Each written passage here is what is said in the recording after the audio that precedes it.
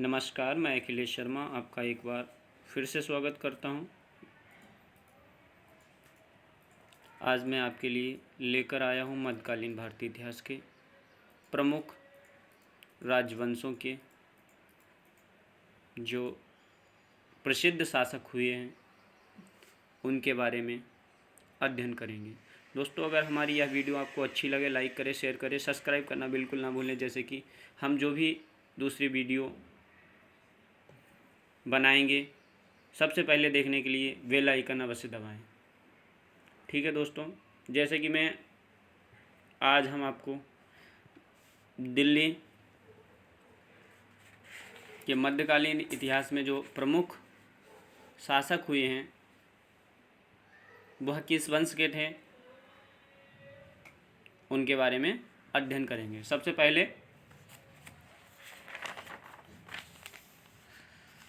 पहले गुलाम वंश आता है जो 1206 ईस्वी से 1290 ईस्वी तक रहा। गुलाम वंश का सबसे पहला शासक कुतुबुद्दीन ऐबक था। गुलाम वंश का सबसे पहले शासक कुतुबुद्दीन ऐबक था। कुतुबुद्दीन ऐबक को ही लाख बख्श के नाम से भी जाना जाता है। कुतुबुद्दीन ऐबक को लाख बख्श के नाम से भी जाना जाता है। यह मोहम्मद गोरी का गुलाम था। कुतुबुद्दीन ऐबक कौन था? मोहम्मद गोरी का गुलाम था, जो बाद में सेनानायक हो गया। पहले इसकी राजधानी लाहौर थी। कुतुबुद्दीन ऐबक की राजधानी लाहौर थी, बाद में इसने दिल्ली को अपनी राजधानी बनाया। कुतुबुद्दीन ऐबक ने कुतुब मीनार का निर्माण करवाया और कुतुब मीनार का नाम जो प्रसिद्ध सूफी संत थे ख्वाजा कुतुबुद्दीन बख्तियार काकी के नाम पर रखा। कई बार क्वेश्चन रिपीट हुआ है, कुतुब मीनार का नाम किसके नाम पर कुतुब मीनार रखा गया? तो यह संत जो सूफी संत थे ख्वाजा कुतुबुद्दीन बख्तियार काकी के नाम पर रखा गया। इसने भारत की प्रथम मस्जिद, कई बार क्वेश्चन आया भारत की प्रथम मस्जिद का निर्माण किसने करवाया? तो इसने भारत की प्रथम मस्जिद कुब्बत उल इस्लाम, क्वेश्चन आ जाए भारत की प्रथम मस्जिद कहाँ स्थित है? तो भारत की प्रथम मस्जिद नई दिल्ली में स्थित है, जिसका नाम कुब्बत उल इस्लाम है, और 2.5 दिन का झोपड़ा अजमेर में बनवाया। कुतुबुद्दीन ऐबक को लाख बख्श के नाम से भी जाना जाता है। ठीक है दोस्तों, कुतुबुद्दीन ऐबक की मृत्यु जो है वह लाहौर में चौगान, जैसे वर्तमान में जो पोलो खेल है उसी तत्कालीन उस समय चौगान नामक खेल इसी तरीके से खेल था, जिसमें घोड़े से गिरकर इसकी मृत्यु लाहौर में हो गई थी। कुतुबुद्दीन ऐबक बहुत ही प्रसिद्ध शासक था, लेकिन यह गुलाम वंश का वास्तविक संस्थापक नहीं था। गुलाम वंश का जो वास्तविक संस्थापक था वह इल्तुतमिश था। इल्तुतमिश गुलाम वंश का वास्तविक संस्थापक था। इल्तुतमिश ने 1210 ईस्वी से 1236 ईस्वी तक दिल्ली पर शासन किया। कुतुबुद्दीन ऐबक की मृत्यु के पश्चात उसके पुत्र आराम शाह, कुतुबुद्दीन ऐबक के पुत्र आराम शाह के बारे में कई विद्वानों का मत है कि कुतुबुद्दीन ऐबक का यह पुत्र नहीं भाई था, इसलिए इस पे अभी भी मतभेद है। ठीक है दोस्तों, आराम शाह एक अयोग्य शासक था, इसलिए कुतुबुद्दीन ऐबक के दामाद तत्कालीन बदायूं का गवर्नर, उस समय कुतुबुद्दीन ऐबक का जो दामाद इल्तुतमिश था उस वर्तमान में बदायूं का गवर्नर था, उसने आराम शाह से शासक सत्ता हथिया और दिल्ली की गद्दी पर विराजमान हो गया। इल्तुतमिश को ही दिल्ली सल्तनत का वास्तविक संस्थापक भी माना जाता है। इल्तुतमिश ने एकता व्यवस्था शुरू की। क्वेश्चन आता है, कई बार रिपीट हुआ, एकता व्यवस्था क्या है?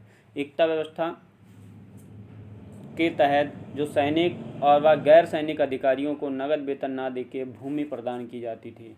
एकता व्यवस्था में भूमि प्रदान की जाती है। वर्तमान में जो सैनिकों को, कर्मचारियों को जो नगद वेतन मिलता था, लेकिन इल्तुतमिश ने वैसा नहीं किया, उन्हें भूमि प्रदान करना शुरू कर दी। इल्तुतमिश ने चांदी के टका और तांबे के जीतल का प्रचलन करवाया। कई बार क्वेश्चन आया है, चांदी के सिक्कों को क्या कहा जाता है? इल्तुतमिश के ज़माने में चांदी के सिक्कों को क्या कहा जाता था, या तांबे के सिक्कों को क्या कहा जाता था? तो चांदी के सिक्के टका कहलाते थे और तांबे के सिक्के जीतल कहलाते थे। इसके अतिरिक्त दिल्ली में टकसाल की भी स्थापना किसने करवाई? इल्तुतमिश ने दिल्ली में टकसाल की भी स्थापना करवाई। आखिर इल्तुतमिश को ही गुलाम वंश का वास्तविक संस्थापक क्यों कहा जाता है? क्योंकि इससे पहले तो कुतुबुद्दीन ऐबक दिल्ली का सुल्तान था, शासक था। क्योंकि सुल्तान का पद उसी को प्राप्त होता था जिसे बगदाद के खलीफा ने मान्यता प्राप्त की हो, अर्थात जिसने बगदाद के खलीफा से मान्यता प्राप्त कर ली हो, वही अपने आप को सुल्तान घोषित कर सकता था। और ऐसा करने वाला वह प्रथम मुस्लिम शासक था जिसने बगदाद के खलीफा से मान्यता प्राप्त कर ली थी। इसलिए वह गुलाम वंश का वास्तविक संस्थापक या गुलाम वंश का सुल्तान था। और एक बहुत ही मोस्ट इम्पोर्टेंट क्वेश्चन है, 40 योग्य तुर्क सरदारों का गठन किसने किया? या चहलगानी क्या है? या चालीसा दल चालीसा क्या है? कई बार क्वेश्चन आ जाए, रिपीट करके आ जाए, इधर उधर आ जाए कि दल चालीसा किसे कहते हैं, निम्नलिखित में से दल चालीसा क्या है, या चहलगानी का क्या अर्थ है, या 40 तुर्क सरदारों का गठन किसने किया? तो 40 तुर्क सरदारों का गठन इल्तुतमिश ने ही किया। 40 तुर्क सरदारों का गठन इल्तुतमिश ने किया, जिसने इल्तुतमिश की सफलताओं में अपना महत्वपूर्ण योगदान दिया। इल्तुतमिश की जो सफलताएं थी, उसने इतनी विजय हासिल की, वह उन 40 सरदारों के कारण ही संभव थी। ठीक है दोस्तों, अगला आता है, अगला हम जो गुलाम वंश यानी कि सल्तनत कालीन जो शासक थे, उनमें सबसे फेमस शासक, महिला शासक रजिया सुल्तान थी। उसके बारे में अध्ययन करते हैं। रजिया सुल्तान ने 1236 ईस्वी से 1240 ईस्वी तक राज्य किया। मात्र 4 वर्ष की अवधि में उसने अपना नाम रोशन कर लिया। वह इतनी प्रसिद्ध हो गई, बहुत अत्यधिक प्रसिद्ध हो गई। कई बार क्वेश्चन आता है कि रजिया सुल्तान के पतन के क्या कारण थे? रजिया सुल्तान के पतन के प्रमुख कारण थे क्योंकि वह एक महिला शासक थी और अमीर जो थे वह उनसे नाराज़ रहते थे, क्योंकि वह नहीं चाहते थे कि हमारे ऊपर कोई स्त्री शासन करे। इस कारण रजिया का जो मात्र 4 साल का समय था, 4 साल में ही उसे सिंहासन छोड़ना पड़ा, अपने प्राणों से भी हाथ धोना पड़ा। रजिया दिल्ली सल्तनत की प्रथम व अंतिम मुस्लिम महिला शासक थी। इन रजिया जो थी वह ही प्रथम महिला शासक थी और वही मुस्लिम महिला शासक अंतिम थी। रजिया के सिंहासन पर बैठते ही कूटनीति से काम लिया। उसने अमीर वर्ग में फूट डाल दी। रजिया ने क्या किया? कूटनीति का शासन किया और उसने अमीर वर्ग में जो था उसमें फूट डाल दी। रजिया ने अबिसिनिया निवासी एक गुलाम मलिक जलालुद्दीन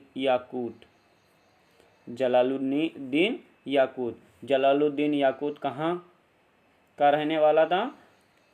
अबिसिनिया को आवश्यकता से अधिक महत्व दे दिया, यानी कि उसकी जितनी भी योग्यता थी उससे अधिक उसे पद दे दिया। किसने? रजिया सुल्तान ने उसे अमीर आखुर अर्थात अश्वशाला का प्रधान बना दिया गया था। अगर क्वेश्चन आता है रजिया सुल्तान के समय अमीर आखुर किस पद के अधिकारी को कहते हैं, तो जो अश्वशाला का प्रधान होता है उसे अमीर आखुर कहते हैं।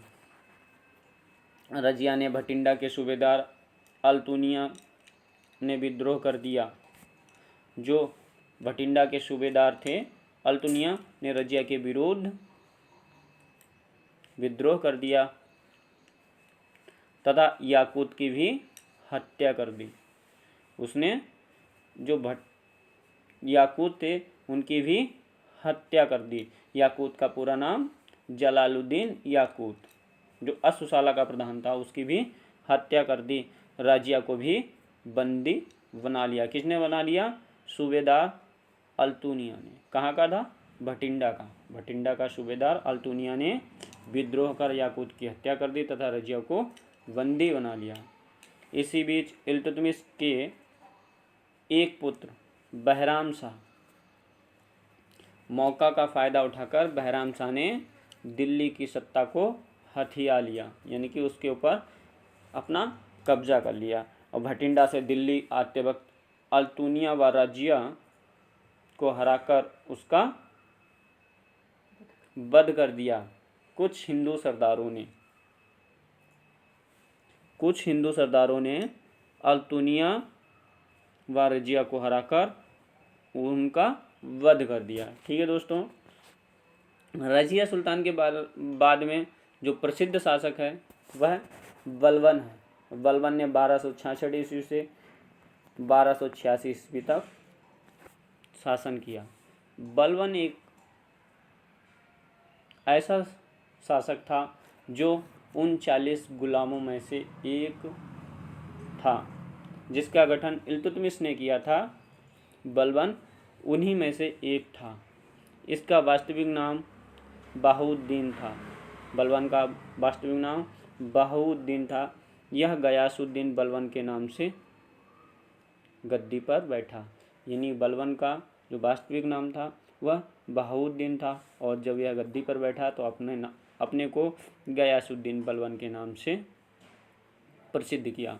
बलबन ने पारसी नववर्ष की शुरुआत पर मनाए जाने वाले उत्सव नौरोज, ठीक है, नौरोज की शुरुआत भारत में की। अगर क्वेश्चन आता है कि नौरोज की शुरुआत किसने की, तो नौरोज की शुरुआत गयासुद्दीन बलबन ऑप्शन में आता है तो गयासुद्दीन बलबन लिखेंगे। अगर बहाउद्दीन भी आता है तब भी बहाउद्दीन ही लिखेंगे। अगर बलबन आता है तो बलबन लिखेंगे, क्योंकि बहाउद्दीन, गयासुद्दीन बलबन और बलबन एक ही व्यक्ति के नाम है। ठीक है दोस्तों, सुल्तान की प्रतिष्ठा बढ़ाने के लिए बलबन ने दरबार में सिजदा और पबोश, यानी सिजदा का अर्थ है कि घुटनों के बल पर बैठकर सुल्तान के सामने सिर झुकाना, और पावोट का अर्थ है पेट के बल लेटकर सुल्तान के पैरों को चूमना। ऐसी प्रथाएं बलबन ने शुरू की, क्योंकि सिजदा और पावोस के कारण वह सुल्तान की प्रतिष्ठा में वृद्धि करना चाहता था। अब यह हमारा गुलाम वंश समाप्त हो गया। उसके बाद में खिलजी वंश। खिलजी वंश का जो प्रथम जो है बहुत ही प्रसिद्ध शासक है वो जलालुद्दीन फिरोज खिलजी है। खिलजी वंश का जो सबसे प्रसिद्ध शासक है वह जलालुद्दीन फिरोज खिलजी है, क्योंकि यह दिल्ली सल्तनत का प्रथम शासक तथा हिंदू जनता के प्रति उदार दृष्टिकोण करने वाला था।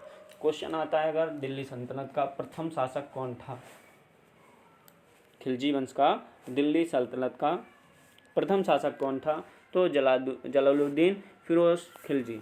अधिकतर लोग अलाउद्दीन खिलजी में लगा देते हैं, कई बार कंफ्यूज होते हैं कि खिलजी वंश का प्रथम शासक कौन था? अलाउद्दीन खिलजी, लेकिन नहीं, खिलजी वंश का प्रथम शासक जलालुद्दीन फिरोज खिलजी था, जो 1290 ईस्वी से 1296 ईस्वी तक शासन किया। सुल्तान के भतीजे अलाउद्दीन ने देवगिरी के यादव राजा को हराकर अपार धन अर्जित किया। अंततः धोखे से अपने चाचा की हत्या कर दी। किसने हत्या कर दी? जो जलालुद्दीन फिरोज खिलजी का भतीजा अलाउद्दीन खिलजी था, उसने अपने चाचा की हत्या कर दी। ठीक है दोस्तों, इसके बाद में अलाउद्दीन खिलजी आता है, खिलजी वंश का अलाउद्दीन खिलजी। इसने 1296 से 1316 ईस्वी तक शासन किया, यानी कि 20 वर्ष तक शासन किया। अलाउद्दीन खिलजी का जन्म 1266-67 में माना जाता है, क्योंकि इसके बारे में अभी तक कोई प्रमाणिक दस्तावेज उपलब्ध नहीं हो पाए हैं। 1290 ईस्वी में जलालुद्दीन ने उसे अमीर तुजक पद प्रदान किया था। देवगिरी की विजय से अलाउद्दीन के सुल्तान बनने की इच्छा प्रबल हो गई और उसने 19 जुलाई 1290 को धोखे से सुल्तान जलालुद्दीन की हत्या करके स्वयं सत्ता अपने अधीन कर ली थी। ठीक है दोस्तों, कई बार क्वेश्चन आता है जलालुद्दीन खिलजी और अलाउद्दीन खिलजी में क्या संबंध था, तो वह भतीजा माना जाता है और उसने धोखे से उनकी हत्या कर दी।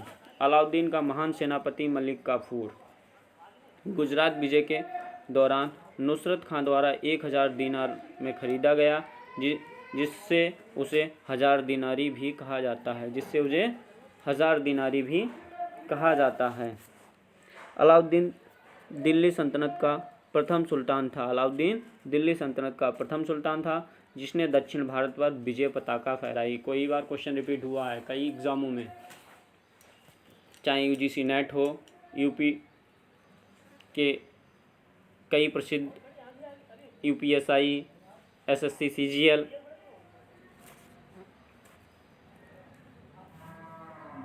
कई एग्जामों में यह कई क्वेश्चन पूछा गया है कि वह कौन सा सुल्तान है जिसने दिल्ली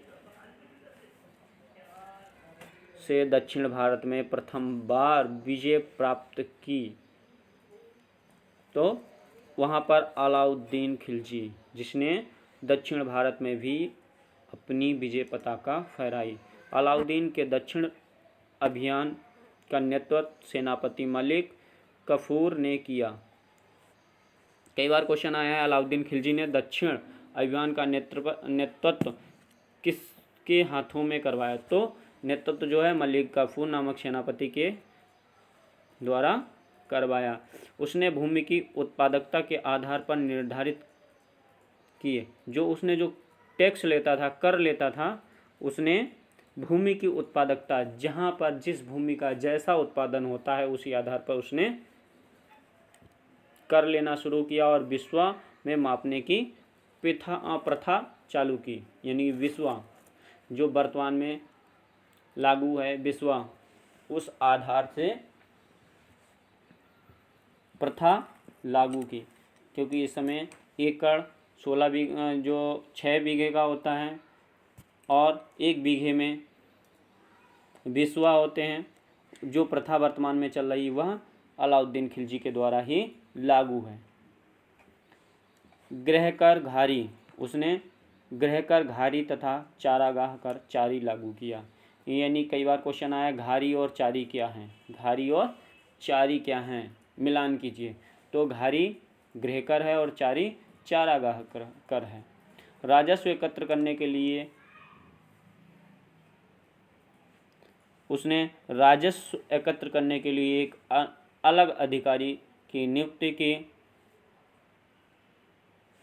उसे मुस्तक खराज कहा। अलाउद्दीन ने बाजार में सभी आवश्यक वस्तुओं के दाम निर्धारित कर दिए। सबसे क्वेश्चन बहुत ही इंपॉर्टेंट क्वेश्चन है, क्योंकि अलाउद्दीन सर्वाधिक इसलिए और प्रसिद्ध हुआ क्योंकि उसका जो बाजार नियंत्रण था बहुत ही प्रसिद्ध था। ठीक है दोस्तों, इसलिए जो खिलजी वंश के 2 शासक जलालुद्दीन फिरोज खिलजी और अलाउद्दीन खिलजी हैं। अगला आता है तुगलक वंश। तुगलक वंश ने 1320 ईस्वी से 1414 ईस्वी तक दिल्ली सल्तनत पर अपना आधिपत्य स्थापित रखा। तुगलक वंश का सबसे प्रसिद्ध शासक गयासुद्दीन तुगलक, जो कि 1320 से 1325 ईस्वी तक दिल्ली की गद्दी पर विराजमान रहा और यह तुगलक वंश का संस्थापक भी था। कई बार क्वेश्चन आया, तुगलक वंश का संस्थापक किसे कहा जाता है? तुगलक वंश का संस्थापक गयासुद्दीन तुगलक को कहा जाता है। गयासुद्दीन तुगलक को तुगलक वंश का संस्थापक कहा जाता है। इसका असली नाम गाजी मलिक था। तुगलक वंश का जो संस्थापक है उसका असली नाम क्या था? गाजी मलिक। इससे जनता के साथ उदार व्यवहार किया। इसने जो जनता के साथ उदार यानी सामान्य तरीके का व्यवहार किया। इसने सिंचाई के साधनों विशेषकर नहरों का निर्माण करवाया तथा अकाल संहिता का भी निर्माण करवाया। अगर कहीं सूखा पड़ जाता था उसका भी अकाल संहिता का भी इसने निर्माण करवाया। गयासुद्दीन ने दिल्ली के निकट तुगलकाबाद नामक नगर बसाकर अपनी राजधानी बनाया। कई बार क्वेश्चन आया है, तुगलक वंश का वह कौन सा शासक था जिसने नया नगर बसा के अपनी राजधानी स्थापित की, या तुगलकाबाद नामक शहर की स्थापना किसने करवाई? तो तुगलकाबाद शहर की स्थापना गयासुद्दीन तुगलक ने करवाई और उसी को अपनी राजधानी बना लिया। इसके बाद में इस वंश का मोहम्मद बिन तुगलक आता है। वह भी काफ़ी प्रसिद्ध था। मोहम्मद बिन तुगलक 1325 से 1351 ईस्वी तक दिल्ली की गद्दी पर विराजमान रहा। इसका वास्तविक नाम जूना खां था। इसे इतिहास में एक बुद्धिमान मूर्ख शासक के रूप में भी जाना जाता है। कई बार क्वेश्चन, बहुत ही मोस्ट इम्पॉर्टेंट क्वेश्चन दोस्तों, कि बुद्धिमान मूर्ख शासक कौन था? बुद्धिमान मूर्ख शासक कौन था? दिल्ली सल्तनत का बुद्धिमान मूर्ख शासक किसे कहा जाता है? तो आंखें बंद करके लगा दो, मोहम्मद बिन तुगलक।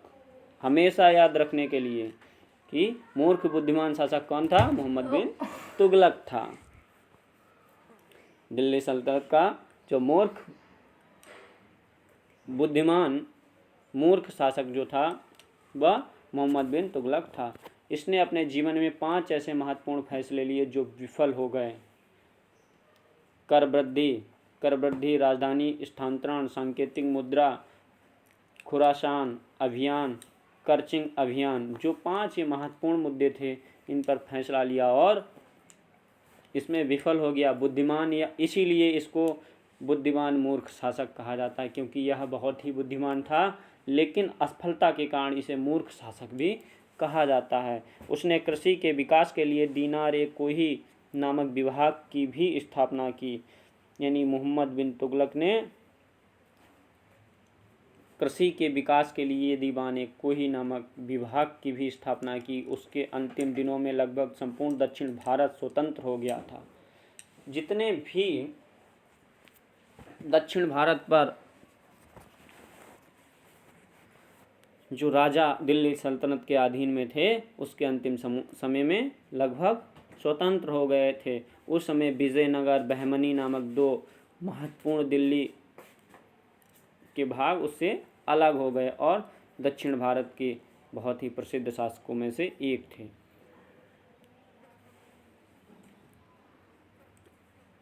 कई बार क्वेश्चन आया है, इब्न बतूता ने भारतीय समकालीन इतिहास पर आधारित पुस्तक सफ़रनामा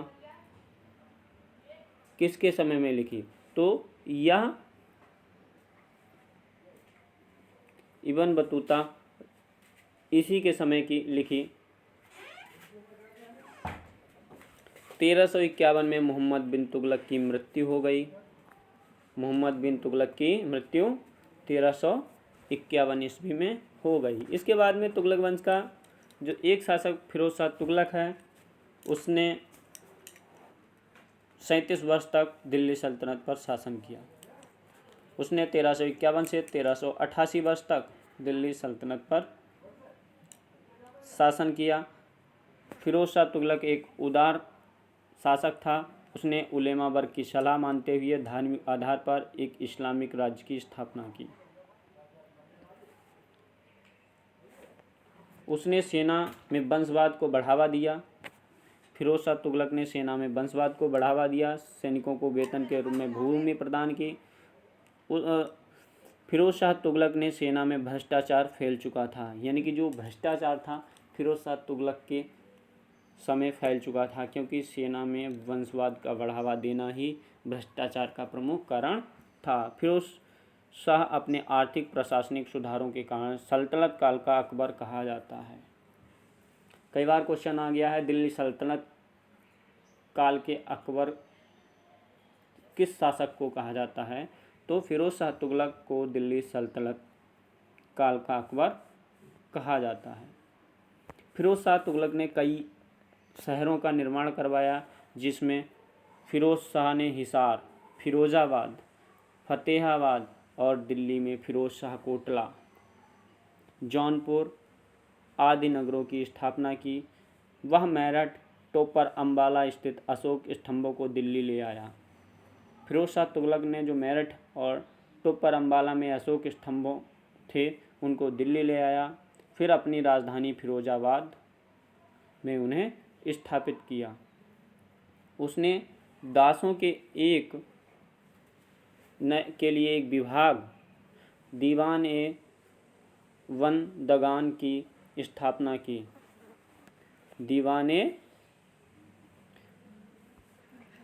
जो दासों के लिए फिरोज शाह तुगलक ने एक नया विभाग बनाया, उसमें दीवाने वंदगान की स्थापना की, जिसमें 1,80,000 गुलाम थे।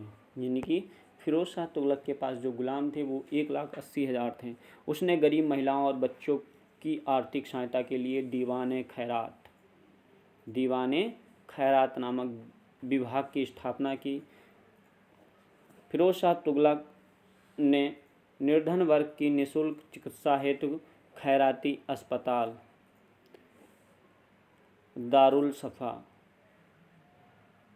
की भी स्थापना की। कई बार क्वेश्चन आता है कि दारुल सफ़ा से क्या तात्पर्य है, तो दारुल सफ़ा खैराती अस्पताल था जिसमें निःशुल्क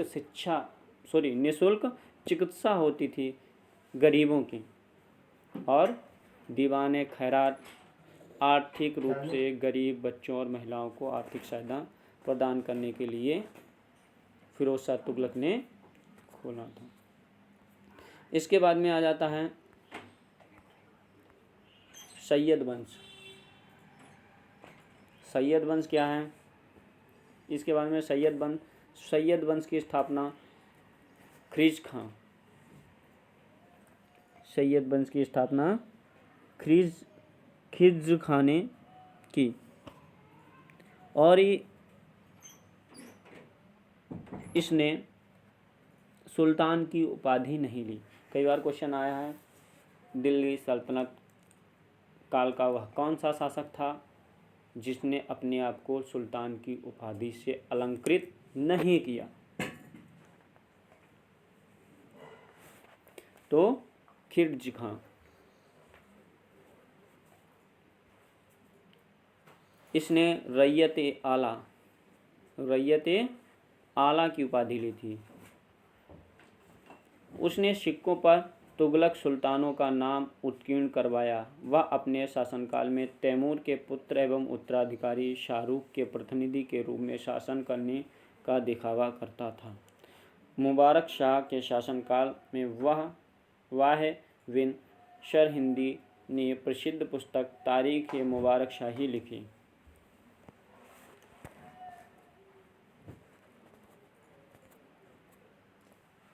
खिज़्र खां के उत्तराधिकारी मुबारक शाह, मोहम्मद शाह, अलाउद्दीन, आलम शाह अयोग्य थे, जिस कारण बहलोल लोदी ने